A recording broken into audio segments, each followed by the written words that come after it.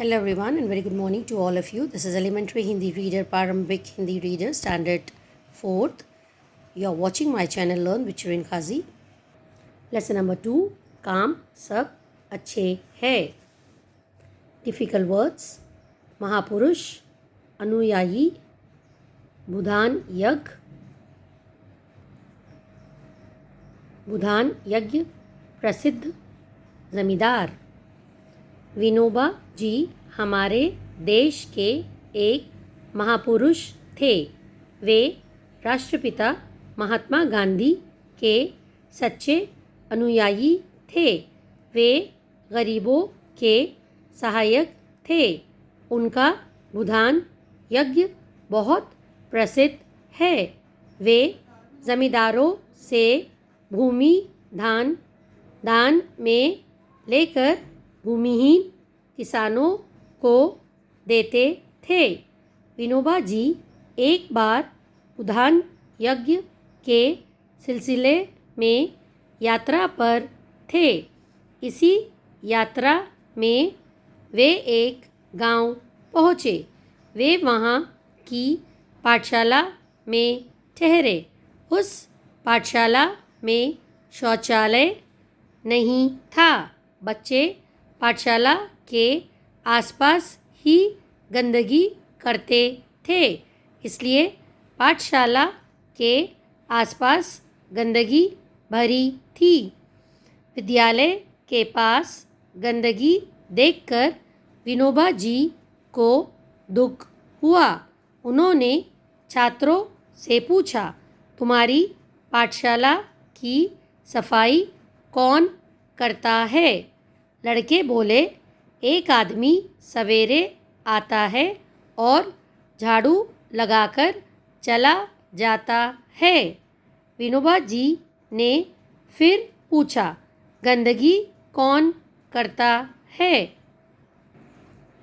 लड़कों ने कुछ उत्तर नहीं दिया.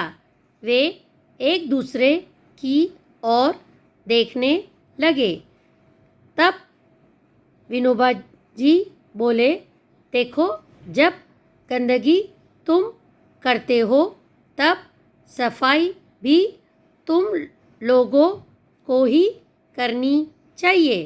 विनोबा जी की बातें सुनकर एक लड़के ने कहा, गंदगी कौन साफ करेगा? हम कोई सफाई वाले तो नहीं हैं. विनोबा जी मुस्कुराए.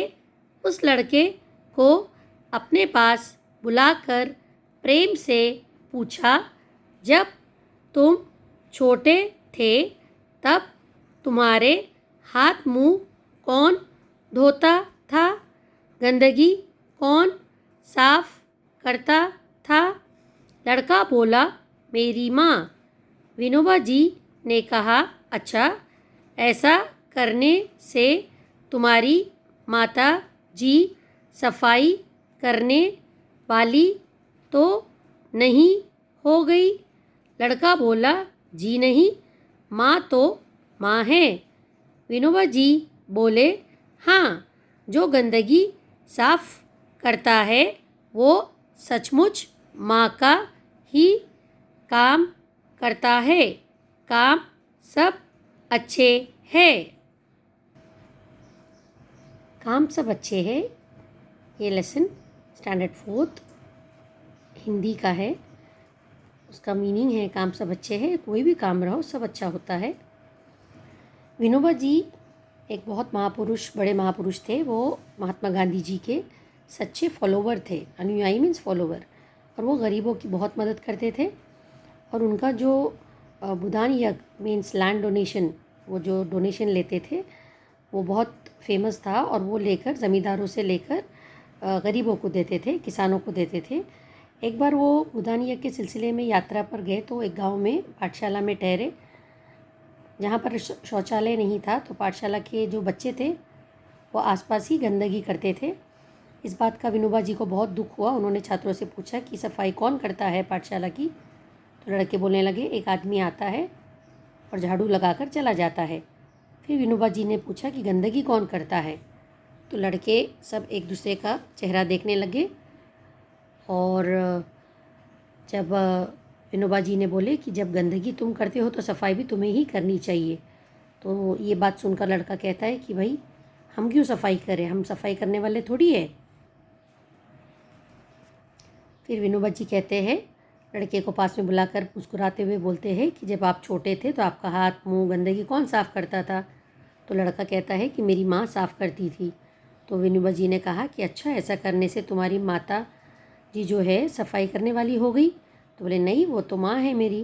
तो फिर विनोबा जी कहते हैं कि हाँ, जो गंदगी साफ़ करता है वो सचमुच माँ का ही काम करता है। इसीलिए हमको जो है अच्छे से साफ़ सफाई रखनी चाहिए अपने पाठशाला में, और आसपास अगर गंदगी दिख रही है तो वो भी सफाई कर देनी चाहिए, क्योंकि कोई भी काम बड़ा या छोटा नहीं होता, सब काम अच्छे होते हैं। काम करने से हम छोटे नहीं हो जाते, इसीलिए हमें हर एक काम करना चाहिए और एक दूसरे की मदद भी करनी चाहिए, क्योंकि सब काम अच्छे हैं। So this was the lesson, काम सब अच्छे हैं, लेसन नंबर 2 फॉर्म हिंदी प्रारंभिक Hindi reader. Thank you so much for watching my video, and we will move on to the next video, that is exercise of this lesson.